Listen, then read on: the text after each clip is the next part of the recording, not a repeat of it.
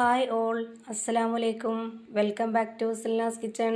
ഇന്നത്തെ റെസിപ്പി നേന്ത്രപ്പഴവും ഉണക്കമുളകും വെച്ചിട്ട് നല്ല ടേസ്റ്റി ആയിട്ടുള്ള ഒരു അടിപൊളി വെറൈറ്റി കൂട്ടാണ് തയ്യാറാക്കിയെടുക്കുന്നത്. ചോറിൻ്റെ കൂടെയൊക്കെ കഴിക്കാൻ പറ്റിയ ഒരു നല്ല ടേസ്റ്റി ആയിട്ടുള്ള കൂട്ടാണിത്.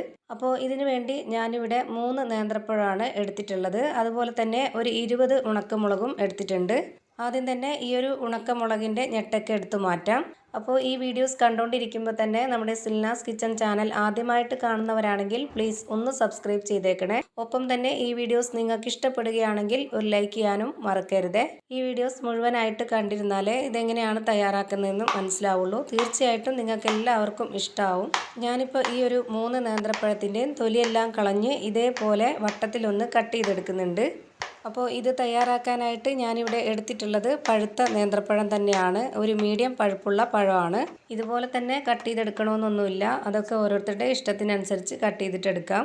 ഈ ഒരു നേന്ത്രപ്പഴം കട്ട് ചെയ്തിട്ടുള്ള പോലെ തന്നെ 3 നേന്ത്രപ്പഴവും ഇവിടെ കട്ട് ചെയ്തെടുത്തിട്ടുണ്ട്. ഇനി ഇതൊന്ന് മാറ്റി വെച്ചേക്കാം. അടുത്തതായിട്ട് ഇതിലേക്ക് വേണ്ടുന്ന ഉണക്കമുളകും ഈ ഒരു വലിപ്പത്തിൽ ഞാൻ കട്ട് ചെയ്ത് വെച്ചിട്ടുണ്ട്. ഇനി നമുക്കിതെങ്ങനെയാണ് തയ്യാറാക്കുന്നതെന്ന് നോക്കാം. അതിനായിട്ട് ഞാനിവിടെ ഒരു കടായി സ്റ്റൗവിലേക്ക് വെച്ചിട്ടുണ്ട്. ഇതിലെ ഫ്ലെയിം ഓൺ ആക്കി കൊടുത്തതിന് ശേഷം 250 ml കപ്പിൻ്റെ അളവിൽ 1 കപ്പ് വെള്ളമാണ് ഒഴിച്ചു കൊടുക്കുന്നത്. ഇനി ഇതിലേക്ക് നമ്മൾ നേരത്തെ കട്ട് ചെയ്ത് വെച്ചിട്ടുള്ള ആ ഒരു നേന്ത്രപ്പഴവും ഉണക്കമുളകും ഇതിലേക്ക് ഇട്ട് കൊടുക്കാം. ഇത് രണ്ടും ഈ വെള്ളത്തിലിട്ട് നന്നായിട്ടൊന്ന് വേവിച്ചെടുക്കണം. അപ്പോൾ അതിനു വേണ്ടി ഇത് നല്ലപോലെ ഇളക്കി കൊടുത്തതിന് ശേഷം ഒരു മീഡിയം ഫ്ലെയിമിൽ ഇട്ട് വെച്ചേക്കണം. ഇനി ഇതിലേക്ക് നാരങ്ങാ നീരാണ് ഒഴിച്ചു കൊടുക്കുന്നത്. വിനാഗിരി വേണമെങ്കിലും ഒഴിച്ചു കൊടുക്കാവുന്നതാണ്. അപ്പോൾ എത്രയാണോ ഓരോരുത്തർക്കും പുളി വേണ്ടത് അതിനനുസരിച്ച് ഒഴിച്ചു കൊടുക്കാം.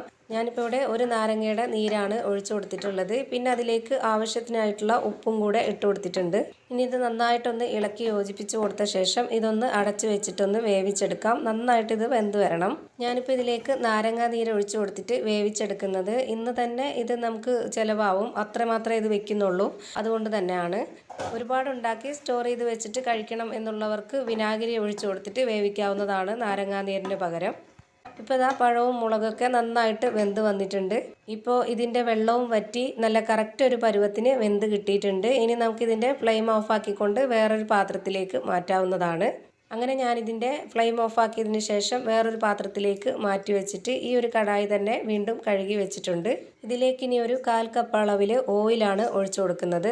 മണമില്ലാത്ത ഏത് ഓയിലായിരുന്നാലും കുഴപ്പമൊന്നുമില്ല. ഇനി ഇതിലേക്ക് ചെറിയൊരു സ്പൂൺ അളവിൽ 1 സ്പൂൺ കടുകാണ് ഇട്ട് കൊടുക്കുന്നത്. ഇത് നന്നായിട്ടൊന്ന് പൊട്ടി വരട്ടെ. ഇനി അതിൻ്റെ കൂടെ തന്നെ ഇതുപോലെ ചെറിയൊരു സ്പൂൺ അളവിൽ ഒരു 1/2 സ്പൂൺ ഉലുവയും കൂടെ ഇട്ട് കൊടുക്കാം. ഇത് രണ്ടും കൂടെ നന്നായിട്ടൊന്ന് പൊട്ടി വരുന്നവരെ വെയിറ്റ് ചെയ്യാം. ഇനി ഇതിലേക്ക് ചെറിയൊരു കഷ്ണം ഇഞ്ചി ഇതുപോലെ പൊടിയായിട്ട് അരിഞ്ഞിട്ടുള്ളത് ഇതിലേക്ക് ഇട്ട് കൊടുക്കുന്നുണ്ട്. പിന്നെ അതിലേക്കൊരു 3 പച്ചമുളക് കട്ട് ചെയ്തതും ഇട്ട് കൊടുക്കുന്നുണ്ട്. ഓരോരുത്തരുടെ എരിവിനനുസരിച്ച് പച്ചമുളകിൻ്റെ അളവ് കൂട്ടിയും കുറച്ചൊക്കെ എടുക്കാവുന്നതാണ്. ഇനി ഇതിലേക്കൊരു 30 അല്ലി വെളുത്തുള്ളി, വലിയ വെളുത്തുള്ളിയാണ്, അത് നീളത്തിൽ കട്ട് ചെയ്തിട്ടാണ് ഇതിലേക്ക് ഇട്ട് കൊടുക്കുന്നത്. ചെറിയ വെളുത്തുള്ളി ആണെന്നുണ്ടെങ്കിൽ ഒരു 40 എണ്ണമൊക്കെ എടുക്കാവുന്നതാണ്. ഇനി ഇതിലേക്ക് കുറച്ച് കറിവേപ്പില ഇട്ട് കൊടുക്കാം. എന്നിട്ട് ഇതെല്ലാം കൂടി നന്നായിട്ടൊന്ന് ഇളക്കി കൊടുക്കുന്നുണ്ട്. ഇനി ഈ ഒരു വെളുത്തുള്ളി ഇഞ്ചി എല്ലാം കൂടെ ചേർന്ന് നന്നായിട്ടൊന്ന് എണ്ണയിൽ കിടന്ന് നന്നായിട്ട് മൂത്ത് വരട്ടെ. പിന്നെ ഇതിൻ്റെ നല്ലൊരു മണമൊക്കെ വരുന്ന സമയത്ത് വേണം ഇനി നമുക്കിതിലേക്ക് പൊടികളൊക്കെ ചേർത്ത് കൊടുക്കാൻ വേണ്ടി. അതുപോലെ ചെയ്തിട്ട് എടുക്കുമ്പോഴേ നമുക്കിതിൻ്റെ കറക്റ്റ് ഒരു മണവും ടേസ്റ്റൊക്കെ കിട്ടുള്ളൂ. ഇപ്പോൾ ഇത് നന്നായിട്ട് മൂത്ത് വന്നിട്ടുണ്ട്. ഇനി ഇതിലേക്ക് ആവശ്യത്തിനുള്ള ഉപ്പിട്ട് കൊടുക്കാം. ഒരുപാട് ഉപ്പിട്ട് കൊടുക്കുന്നില്ല. നേരത്തെ നമ്മൾ പഴം വേവിച്ചതിലും നല്ലപോലെ ആവശ്യത്തിനുള്ള ഉപ്പിട്ട് കൊടുത്തിട്ടുണ്ട്. അപ്പോൾ അത് നോക്കിയതിന് ശേഷം ഇതിലേക്ക് ഇട്ട് കൊടുത്താൽ മതി. ഇനി അടുത്തതായിട്ട് ഞാൻ ഇതിലേക്ക് ഇട്ട് കൊടുക്കുന്നത് നല്ല എരിവുള്ള 1 സ്പൂൺ മുളക് പൊടിയാണ് ഇട്ട് കൊടുക്കുന്നത്. കാശ്മീരി മുളക് പൊടിയാണെന്നുണ്ടെങ്കിൽ ഇതിൻ്റെ 2 സ്പൂൺ അളവിൽ ഇട്ട് കൊടുക്കാവുന്നതാണ്. അതാകുമ്പോൾ കുറച്ചുകൂടി കളറായിട്ട് കിട്ടുകയും ചെയ്യും. ഇനി ഇതിലേക്ക് ഇതുപോലെ ഒരു ചെറിയ സ്പൂൺ അളവിൽ 1 സ്പൂൺ കായത്തിൻ്റെ പൊടിയാണ് ഇട്ട് കൊടുക്കുന്നത്. ഇനി ഇതെല്ലാം കൂടി നന്നായിട്ടൊന്ന് ഇളക്കി യോജിപ്പിക്കുന്നുണ്ട്. 1 സെക്കൻഡ് ഇതുപോലെ നന്നായിട്ടൊന്ന് ഇളക്കി കൊടുത്തതിന് ശേഷം ഇനി ഇതിലേക്ക് ഇട്ട് കൊടുക്കുന്നത് നേരത്തെ വേവിച്ച് വെച്ചിട്ടുള്ള ആ ഒരു പഴമാണ്.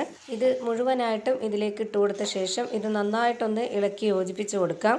ഇനി ഇതിലേക്ക് ഉപ്പോ പുളിയോ എന്തെങ്കിലും ആവശ്യമുണ്ടോ എന്നുള്ളത് നോക്കിയതിന് ശേഷം അതിനനുസരിച്ച് ഓരോരുത്തർക്കും വേണ്ടതിനനുസരിച്ച് ഉപ്പും പുളിയൊക്കെ ഒഴിച്ചു കൊടുക്കാവുന്നതാണ്. പുളി എന്ന് ഉദ്ദേശിച്ചത് നാരങ്ങാ നീരാണ്, അല്ലാന്നുണ്ടെങ്കിൽ വിനാഗിരി. ഇനി ഇത് വെന്ത് വരുമ്പോൾ ഒന്നുകൂടി കട്ടിയാവും. അതുകൊണ്ട് തന്നെ ഇതിലേക്ക് കുറച്ച് വെള്ളം ഒഴിച്ച് കൊടുക്കുന്നുണ്ട്. എന്നിട്ട് നന്നായി ഇളക്കി കൊടുത്ത ശേഷം ഒരു 2 മിനിറ്റ് ഇതൊന്ന് അടച്ച് വെച്ച് വേവിച്ചെടുക്കണം. ഈ ഒരു മസാലയിൽ പഴവും കൂടെ കിടന്ന് നന്നായിട്ട് വെന്ത് വരുമ്പോഴാണ് അതിൻ്റെ കറക്റ്റ് ടേസ്റ്റ് കിട്ടുന്നത്. ഭയങ്കര ഒരു വെറൈറ്റി ടേസ്റ്റാണിത്. തീർച്ചയായിട്ടും ഇത് എല്ലാവർക്കും ഇഷ്ടാവും. നമ്മുടെ പഴത്തിൻ്റെ ആ ഒരു മധുരവും പുളിയും ഉപ്പും എരിവും എല്ലാം കൂടെ ചേരുമ്പോൾ ഒരു വെറൈറ്റി ടേസ്റ്റാണ്. അപ്പോൾ ഇതാ നല്ല ടേസ്റ്റി ആയിട്ടുള്ള ഒരു അടിപൊളി റെസിപ്പിയാണ് റെഡിയായി കിട്ടിയിട്ടുള്ളത്. ഇത് ചോറിൻ്റെ കൂടെ കഴിക്കുകയാണെന്നുണ്ടെങ്കിൽ നമുക്ക് വേറൊരു കറിയുടെയും ആവശ്യമില്ല. അപ്പോൾ ഇതുപോലെ ഒരു തവണയൊന്ന് നിങ്ങൾ തയ്യാറാക്കി നോക്കുക. തീർച്ചയായിട്ടും നിങ്ങൾക്ക് ഇഷ്ടമാവും. പിന്നെ വീണ്ടും വീണ്ടും നിങ്ങൾക്ക് ഉണ്ടാക്കി കഴിക്കാൻ തോന്നും. അത്രയും നല്ല ടേസ്റ്റാണ്. അപ്പോൾ ഇത്രയേ ഉള്ളൂ ഇന്നത്തെ വീഡിയോ ഇഷ്ടമായാൽ ലൈക്ക് ചെയ്യാനും കമൻറ്റ് ചെയ്യാനും ഷെയർ ചെയ്യാനും മറക്കരുത്. അതുപോലെ തന്നെ ഞാനിടുന്ന പുതിയ വീഡിയോസ് നോട്ടിഫിക്കേഷനായിട്ട് കിട്ടുന്നതിന് വേണ്ടി സബ്സ്ക്രൈബ് ചെയ്ത് ബെല്ലൈക്കൺ അമർത്തി അതിൽ ഓൾ എന്ന ഓപ്ഷൻ എനേബിൾ ചെയ്ത് കൊടുക്കാനും മറക്കരുത്. പുതിയൊരു വീഡിയോയുമായി വീണ്ടും വരും. Thank you for watching.